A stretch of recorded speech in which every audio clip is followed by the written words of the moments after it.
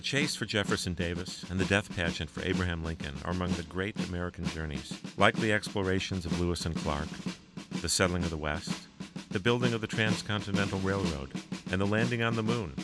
The rise and fall of the two Civil War presidents, each a martyr to his cause, altered our history and added to our myths. The history is well known. 620,000 dead.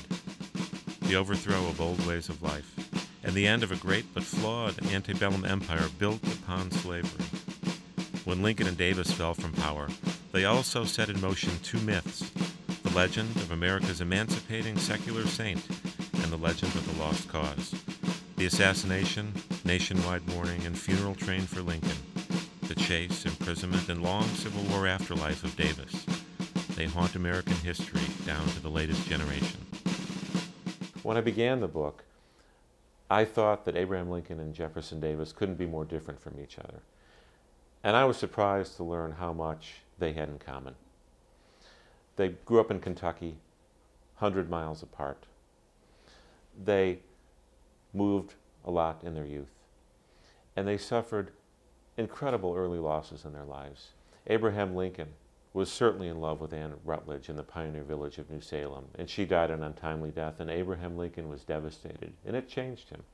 When Jefferson Davis was a young man, he was married for 12 weeks, and his bride died of malaria in his arms, and he went into what he called his great seclusion and essentially disappeared from life for the next several years.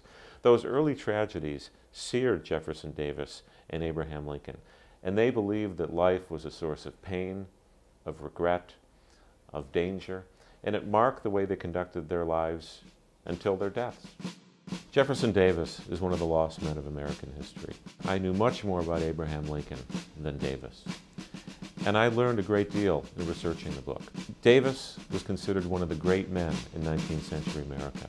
He'd attended West Point, he'd been a hero in the Mexican War, he was a congressman, a senator, one of the greatest secretaries of war in American history. He opposed secession. He was not a rabid person who wanted to destroy the Union. With great reluctance, he joined the South as it seceded. The Davis story is as fascinating as the Abraham Lincoln story.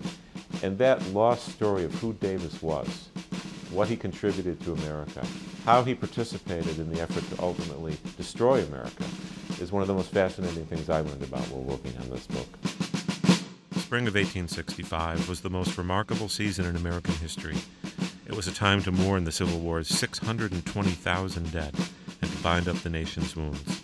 It was a time to lay down arms, to tally plantations in cities that had been laid to waste, and to plant new crops. It was a time to ponder events that had come to pass and to look forward to those yet to be.